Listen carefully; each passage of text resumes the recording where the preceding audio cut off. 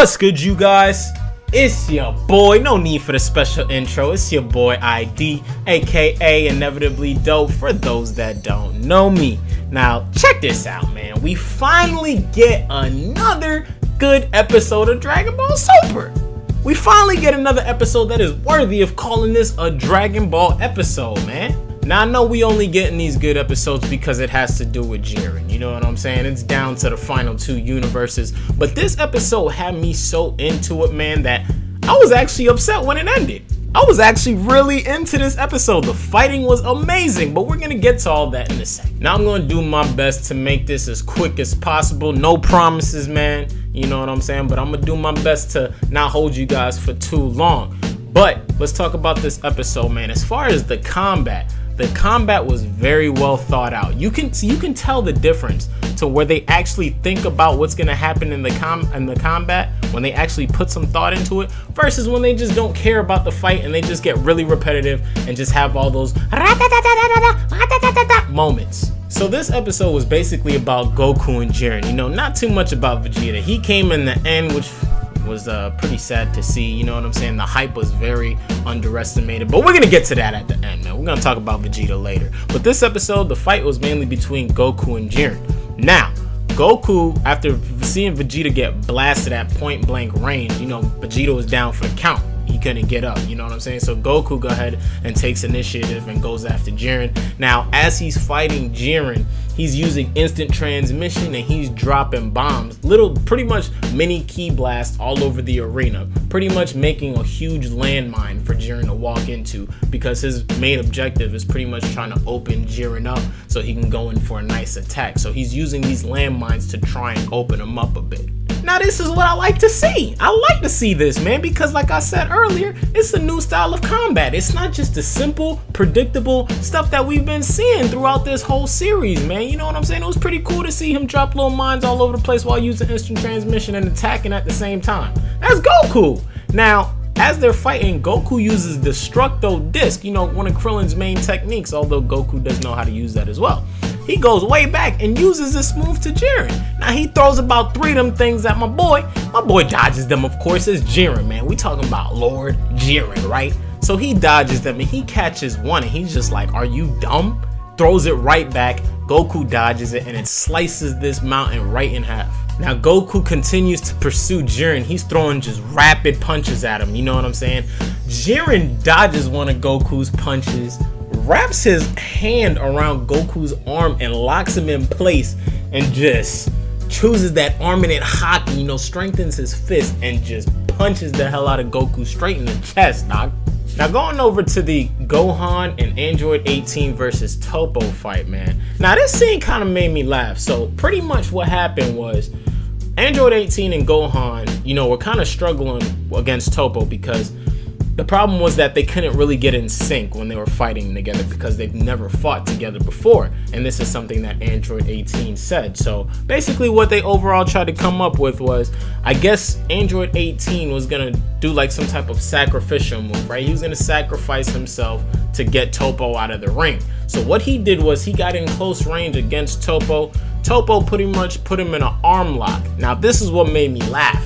When Toppo put this man in an arm lock, bro, let me tell y'all, Android 18 looks young, but bro, he got the body of a 72-year-old grandfather, man. Check this out.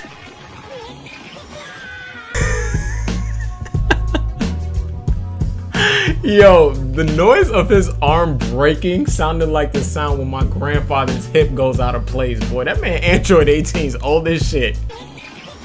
So anyways, Android 18 uses that like green shell that he's been using a lot, and he basically traps him and Toppo inside of that. Now, in the meantime, Gohan uses a Kamehameha to try to push both of them out the ring, you know, just so they could get Toppo out of there. But Toppo quickly catches on, punches Android 18 in the damn spinal cord, and he breaks free and loose, so their fight continues. Dragon Ball Super can never get something 100% right, okay? The episode was good, but of course the episode had some flaws to it at the same time. Now, the funny thing is, I didn't even notice this part until I was discussing it with my boy earlier this morning, and he pointed it out to me. But when he did, I was like, dang, that makes a lot of sense. That's true. Let's talk about Vegeta, man.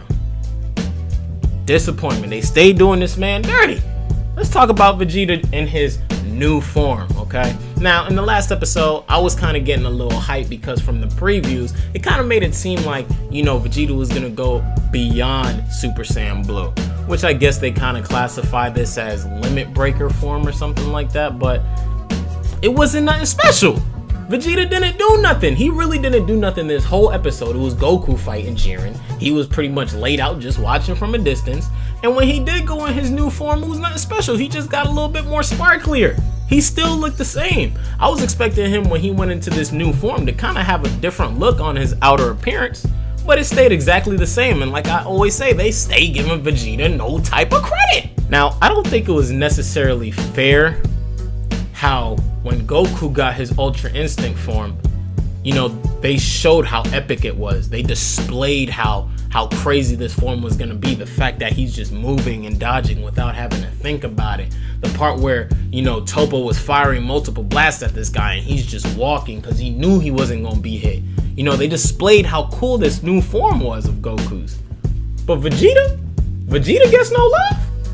Vegeta gets this new limit breaker form. They don't display nothing of it. They make it seem like he's still in Super Saiyan Blue, but he's just a bit more sparklier and shinier. All he literally did to go into this new form was just yell, power up. Now he's in limit breaker form, the perfect blue. Come on, man, y'all could have did better than that. Y'all did Vegeta dirty.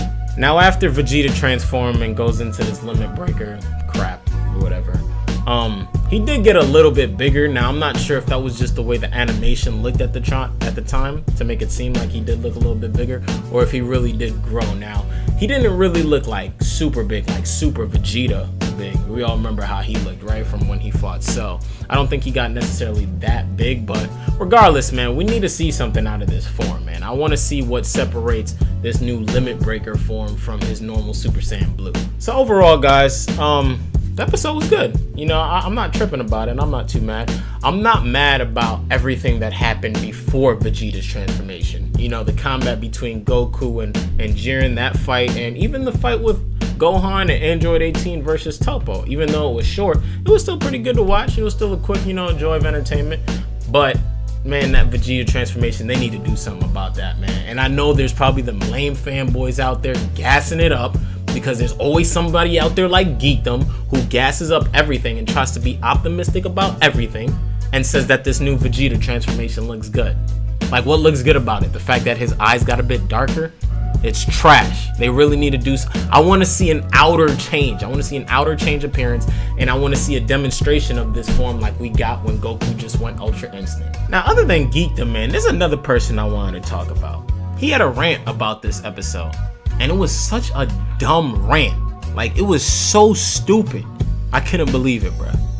Now, this person was talking about the animation of this episode.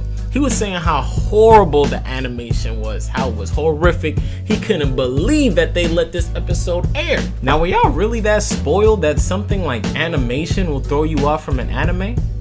Even if the content inside the anime is good? Seriously? I mean, I just finished watching Yu Yu Hakusho with my boy not too long ago, right? And trust me, there were some scenes in there that made me go, ew. There were definitely some scenes in there that made me want to, because the animation looked horrible. But we all know that Yu Yu Hakusho is probably one of the best animes out there to ever do it. We all know that, hands down. I'm not gonna knock it because some of the animation in it looked bad. Now, don't get me wrong, guys. Don't think I'm saying this because I'm backing up Dragon Ball Super. I'm just speaking on this, as a topic for anime in a whole.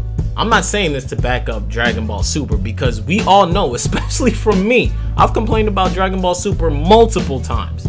Now, we all know that I think overall, Dragon Ball Super as a show is trash in its purest form.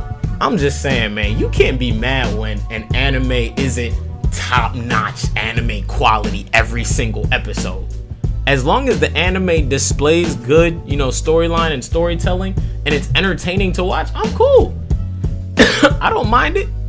Just give me what I want. Just show me why the anime is good. I'm not gonna be watching the anime and see some bad animation and be like, oh, this is trash. I can't watch this. Oh, whatever. Just show me that the anime is good and I'm straight, bro. That is not worth talking about for 16, 17 minutes. You know, if you're gonna rant over something for 16 and 17 minutes, find something worth ranting about for that long. Animation is not it. So Tyrone Magnus, you need to go sit down somewhere, boy. That was dumb. Anyways, guys, let me know what you guys thought about this Dragon Ball Super episode, man. What do you guys think is going to happen? The episode overall was pretty good. It was just Vegeta's transformation that was pretty doo-doo to me. But, hey, man, the way I think this is going to turn out, actually, now that we know that Goku and Vegeta are teaming up to defeat Jiren, I think it's actually it might end in a fusion, bruh.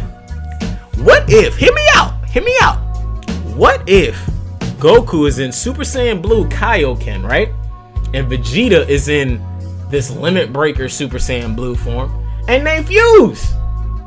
I wonder what that form would look like, man. Let me know what you guys' thoughts are and comment in the section down below for your boy. If you did enjoy this video, give me a thumbs up. Make sure to support your boy, you know what I'm saying? And if you're one of the ones that don't know me, make sure you subscribe so you can get to know me, all right? Later.